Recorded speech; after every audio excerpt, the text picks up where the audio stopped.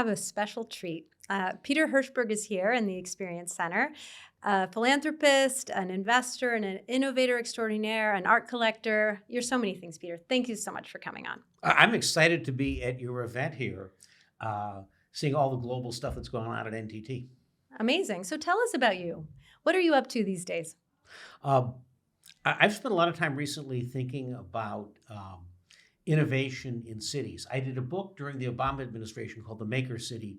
We were looking at how all of these bottom-up ecosystems develop in cities, how new entrepreneurs are created. And since COVID happened, there's been a lot of changes in our cities, right? The whole notion of a downtown is changing, and where do you go shop is changing. So, and San Francisco, in a way, is the epicenter of a lot of that. We have probably the greatest innovation potential in the nation and the most interesting set of problems. So I've been very interested in that. I'm doing a new book on all of this. Earlier this year, or just late last year, we did 3 hackathons. To remind the audience what a hackathon is, it's what happens when a bunch of developers get together with some new technology to go solve a problem. They have a weekend to do it. Ours were 3 civic innovation and AI hackathons. So we brought 100 developers in, plus the mayor of San Francisco, our city attorney, and then people from our board of supervisors, our city council. And we said, come up with some problems and let's spend the weekend on them. This was fascinating because a lot of this technology is brand new, and for that matter, so were our problems. And we saw that over a weekend, people were building kind of new things that give us a hint of what's coming next. And of course, at NTT, you're doing a lot of work in the public sector. So I came here today to kind of compare notes. But we saw things like people dump garbage in San Francisco. So there's a guy who started flying drones. The drones would find out where the garbage was, report them, and things would get picked up that much faster. We were trying to get more housing built here. Well, you might have permission to build housing in a lot that you have, but it's expensive to hire an architect and engineer to figure it out.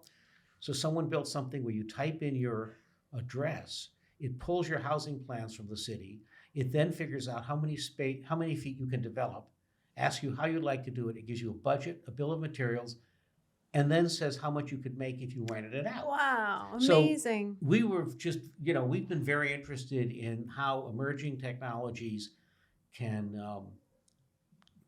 be applied to some of the problems we have, both the public safety problems, the real estate problems, and the quality of life problems. Amazing. So what happens next? You have this hackathon, and is it hard to get some of these use cases implemented? Oh, completely hard, because it also turns out that San Francisco has a world-class bureaucracy here, right? So once you have a good idea, you'd like to turn it into a company and then get through purchasing or procurement. And there's a bit of a rub there.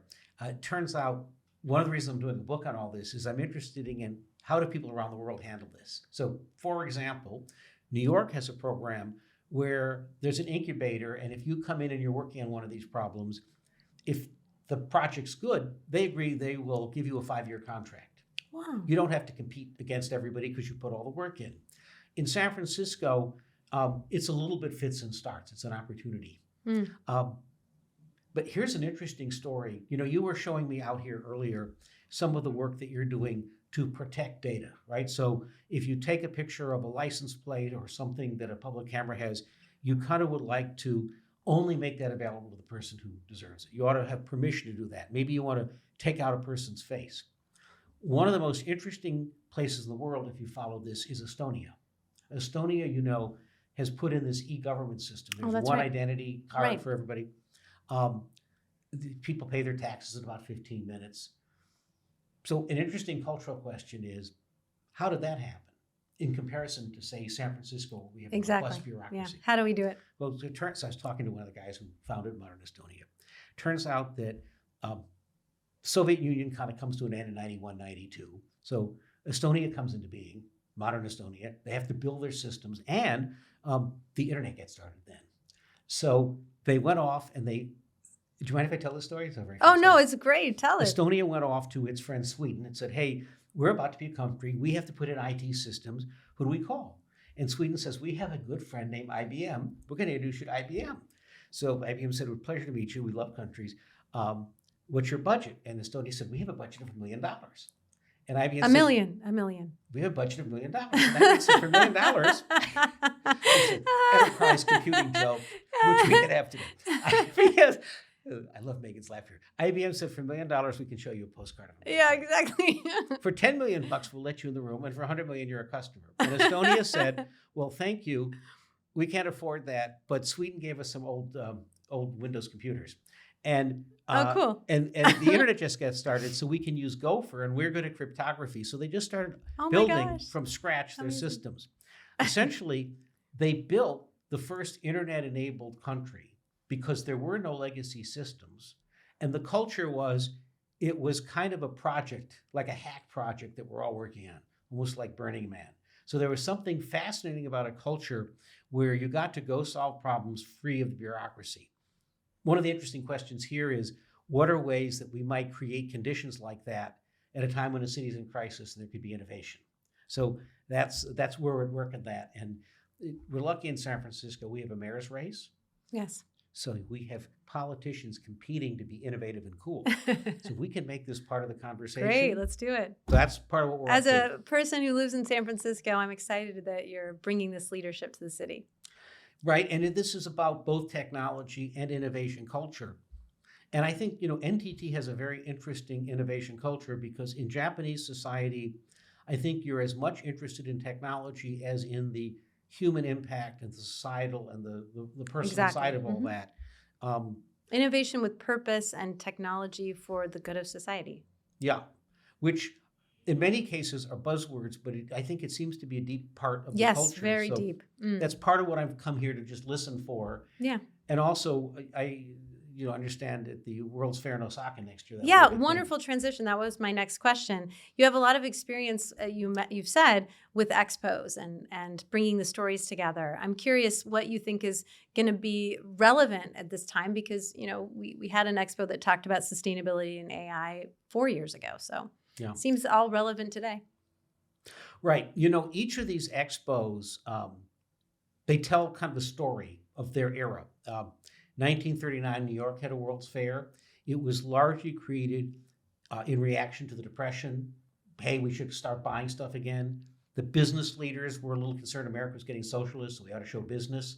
And we also had to tell everyone to hang on because we noticed that the rest of the world, might be going fascist or communist, so hang on. The 1967 World's Fair in Montreal, Man in His World, was the first World's Fair that was really about ecology and the environment and awareness of all of that. When China had its World's Fair, it was really about, hey, we're all going to move from the country to the city. Look at how great the city is. You want to come here.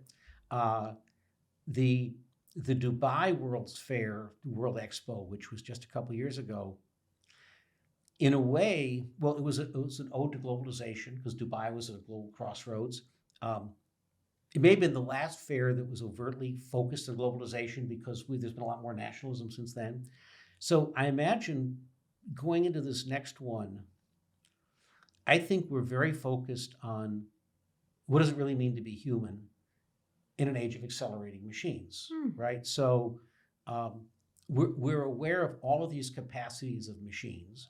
We're aware of some of the social media ways that it desocializes us and stuff. I think people are very, very concerned with what does the workforce look like. So in a way, how do we become more human and thrive as we have these other kinds of companions and technologies? And I think as a technology company, increasingly governments will put companies on the hot seat. Go answer this question, go think about it. And since a World's Fair is a big community meeting, right? People come together in a big collaborative space to contemplate stuff. I would imagine that would be a big thing that's up. But you might know more because NTT has 3 pavilions and I don't. Four pavilions. 4 pavilions. Yeah, we're the title sponsors of the Osaka World Expo. The themes that are really important to us are really about the way that technology can improve our life and to be and support our well-being. So when you think about, I have an example, a personal example of the Tesla. When you drive the Tesla, you don't have to brake. And it just makes driving so much less tiring. So when technology can make your life easier, can sense your needs, when we can, for example, we have a display out at the Upgrade Expo here of a robot that can build a relationship. We were talking about that with a patient with Alzheimer's and really be as patient as you need to be and put that time in. And so that's an example of technology building a supportive, almost relationship with someone with Alzheimer's, which is a contradiction. What does it mean to be human? Well, I was mentioning to you in the very early eras of personal computing, so like the early 80s and such, when people were first starting to build educational computing products, so kids and computers, one of the first things people realized is if you had a learning disabled kid, the computer was infinitely patient, never yelled at him or her, and so the kid was just delighted because they were working at the same pace. And you're basically describing the same phenomenon for older people. I have a question. Do you know if NTT will be engaging artists in these various pavilions? Thank you for that transition. You beat me to it again. I did want to ask you about the work that you're doing in the art world. You're a big collector and also thought leader in the future of art with curators from around the world. That's right? Well, yeah. And in San Francisco, for those of you who may be visiting here, I started an organization 15 years ago called Gray Area. Physically it looks like a theater, but we really created it as almost the common space or the clubhouse for artists who are working in code or robotics or now AI to create, to learn, and to show stuff. And I think one of the reasons this matters is, first of all, at a time of great change, often it's artists who anticipate, who think things through, that give us examples, show us what to worry about, and in a way help us through and understand this stuff. We had a show at Gray Area a little bit earlier in the year from artists who considered themselves part of some minority group, either an ethnic minority or maybe not the normal identity side of things. And it was a way of showing us what it was like to either be marginalized or work through that. So it created a sense of empathy. There was one quilt. This thing was like 40 feet tall and very wide. It was like 70,000 photos stitched together. It was an Islamic guy who lived in New York during 9/11. Wow. And after 9/11, his landlord said that guy's a terrorist. He was not. He was just minding his own business. But the FBI started hounding him for years. So he had to take a photo of every place he went and said, hey, I'm going to be going out of town, but I'm just going to be going to a hotel here. Oh, so he had to document the 70,000 times that he was essentially reacting to the fact that there was some surveillance going on, wow. which turned into this giant quilt of 70,000 photos. Amazing. Very visceral way of seeing how does somebody feel the technology might be abusing them. Mm-hmm. But there are also very wonderful things. We had a whole display on Afrofuturism, which takes kind of all of African and African American culture and then takes a look at cultural possibilities and how to express themselves. We did a thing recently which was amazing. It was a hip-hop opera about indigenous and regenerative agriculture, taking an old myth of the three sisters that were like corn, squash, and another vegetable, but played it out in Second Life. So Second Life, it was performed in Second Life. So that's the virtual platform for an AI film about essentially how indigenous wisdom can come back and help us through the future of food. Oh my gosh. But in hip-hop. So that's so great. These are all examples of how artists can help us understand and perhaps get comfortable with the future, which is why I asked about the World Expo, because I think that artists may play a very big role in addition to the design. So that's right. So as we think about what we're going to do, bringing design and art and imagining that future using technology, using AI to generate pictures, this will be something that Osaka World Expo participants will be able to do, folks going, but also here in the Experience Center, we are the one of two official Osaka World Expo sites. Ooh. So there also our Innovation Center in Milan, where we have designers and artists who work with our clients on innovation. We'll also have that here. So we'll have the opportunity to have a immersive experience of creating that picture of the future using AI. There's so much rich stuff going on now in artists and AI. I hope that it would be interesting in a future episode. We could almost go on a tour of people in the Bay Area who are doing this. Yeah, well, And there'll be an app. yes, and maybe we could even secretly I love it. get footage to inform the people back in Tokyo and NTT who are working on their expo exhibits to see everything going on here, to inform things. Wonderful. Well, thank you so much for the time, Peter. It's been great chatting. This has Let's do been it. fun, and Come back. when you come to San Francisco, there's plenty to see.